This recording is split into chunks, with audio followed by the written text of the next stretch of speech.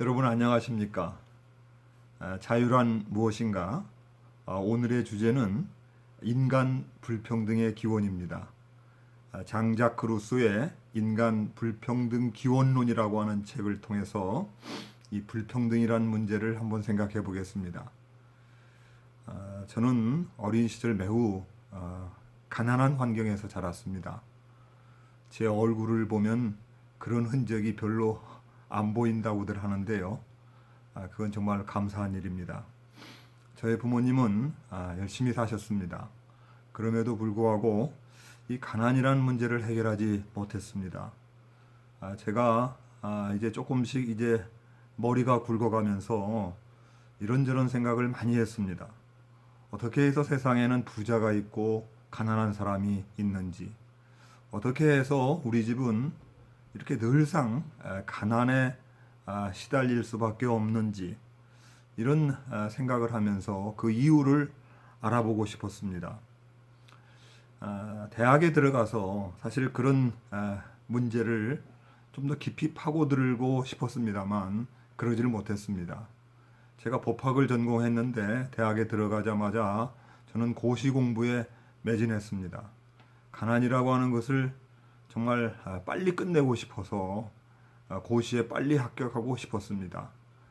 그래서 공부도 처음부터 아주 고시 공부에 매진했던 것이죠. 참 그 속세적 욕망이 많았다, 이렇게 고백하지 않을 수밖에 없습니다. 그런데 제가 고시 공부를 하는 중에 우연히 책 한 권을 발견했습니다. 그게 바로 이 장자크 루소의 인간 불평등 기원론이라고 하는 책이었는데요. 그때 그 책을 보자 이게 제목도 제가 과거에 정말 고민했던 그 문제의식을 바로 이 책에서 볼 수 있겠더라고요.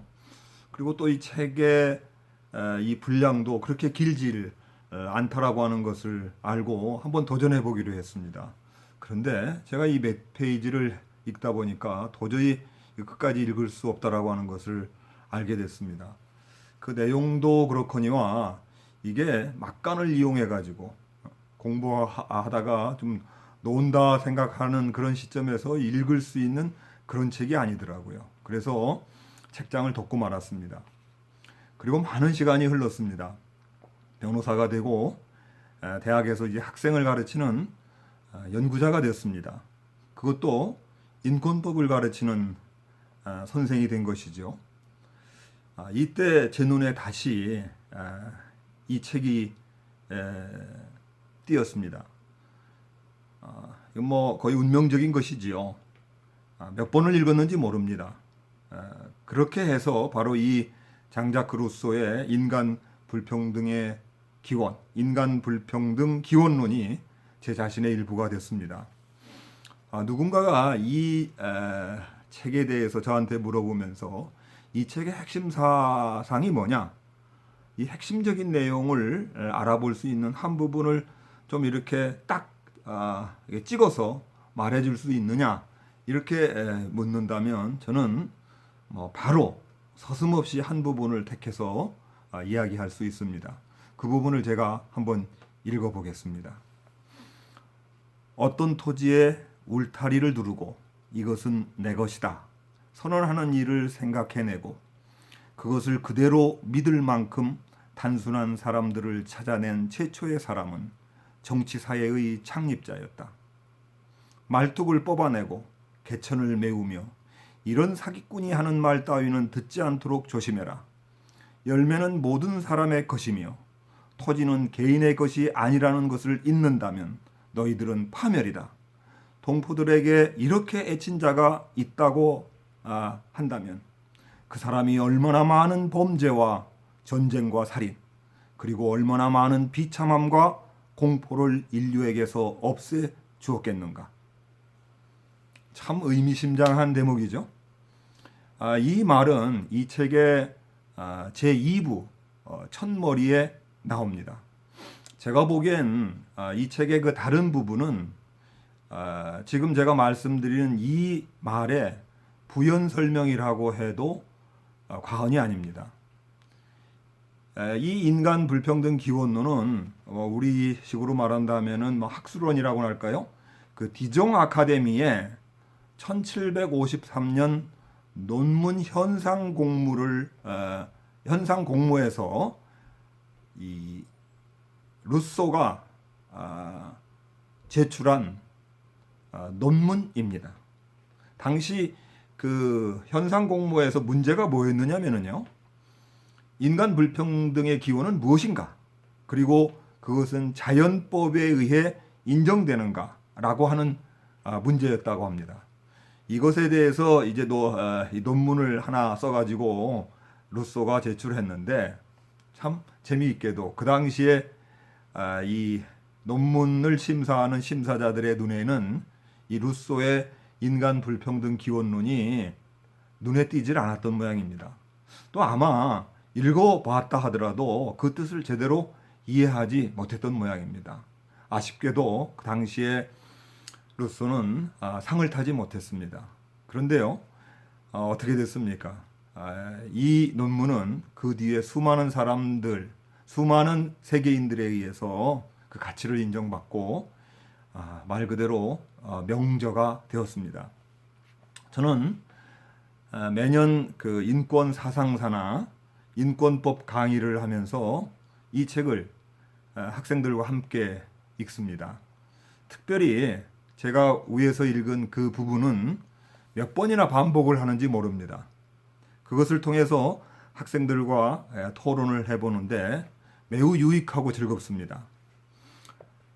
루소는 이 책의 주제인 그 불평등의 문제가 철학이 제기할 수 있는 가장 흥미롭고 가장 성가신 문제의 하나라고 이야기했습니다.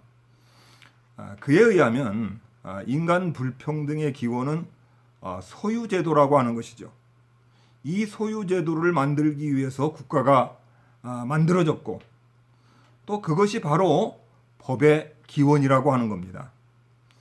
이런 주장이 그 아까 제가 말씀드린 그 한 단락에 아주 함축적으로 표현되어 있다라고 볼 수 있습니다.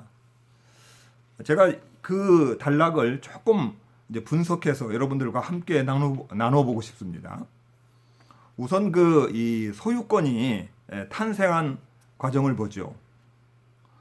어느 날 한 사내가 나타나서 땅의 울타리를 두르고 이렇게 말합니다. 오늘부터 이 땅은 내 것이다. 그렇게 선언했다라고 하는 것이죠. 그런데 이러한 선언에 대해서 다른 사람들이 이의를 제기하지 않아요. 그대로 인정합니다. 이렇게요. 그로써 그 땅은 당신의 땅이요 라고 했다는 겁니다. 자연 상태에선 세상의 모든 땅은 누구의 소유도 아닐 텐데 이게 어느 날부터 누구의 땅이 되는 겁니다. 어떻게 해서요? 누군가가 자신의 것이라고 일단 선언하고 이에 대해서 사람들이 그것을 인정했기 때문이라고 하는 것이죠. 거기에서 바로 이 소유권이 탄생합니다. 루소는 계속해서 이렇게 얘기합니다. 만일 누군가가 이 땅은 내 것이라고 했을 때, 야, 이 사기꾼 놈아, 어떻게 해서 이 땅이 내 땅이냐? 이 땅은 우리들 모두의 땅이지 라고 말했다라고 하면 이 소유제도는 탄생하지 않았을 것이다. 이렇게 얘기합니다. 이것은 사람들이 땅을 배타적으로 사용하고 이 처분하는 방식을 인정하지 않았다라고 하면 그 소유권, 소유제도라고 하는 것은 탄생하지 않았을 것이다 라고 하는 이야기입니다.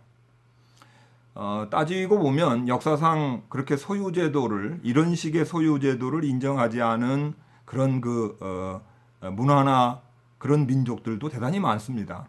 대체적으로 유목민족 중에서 그러한 예를 찾아볼 수 있는데요. 몽고족이라든가 혹은 또는 아메리카 대륙의 그 인디안들, 이런 사람들은 그 개인에 의한 토지 소유를 인정하지 않았습니다. 이 개인에 의한 토지 소유를 인정한 것은 대체적으로 농경 민족들 사이에서 그러한 이 소유제도가 인정되어 왔습니다. 그게 이 사회적 그 합의에 의해 이루어진 인정인지는 불명확합니다만 확실한 것은 그 소유관념의 인정을 항구화시키는 데 있어서 그 필수 불가결한 존재가 국가라고 하는 사실입니다. 또한 이 국가가 그 소유관념을 제도화시키는데 수단으로 사용했던 것이 바로 법입니다. 루소의 생각으로는 인간 불평등의 기원은 이 소유를 둘러싼 국가의 탄생, 법의 탄생이라고 보는 것이죠. 이렇게 보기 때문에 루소가 죽은 지 반세기도 지나기 전에 그 인류 사회의 이 평등을 목표로 탄생한 사회주의, 바로 그것이 국가와 법 그리고 소유제도를 1차적인 공격 대상으로 삼은 것은 필연적인 일이었다, 이렇게 생각합니다.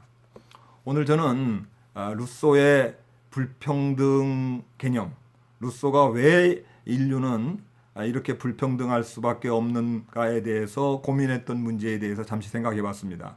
인권을 생각하면서 이 불평등이라는 문제는 반드시 딛고 넘어가야 되는데, 아마 상당한 정도의 우리한테 어떤 인사이트를 준 그 이야기가 아니었나 하는 생각을 갖습니다.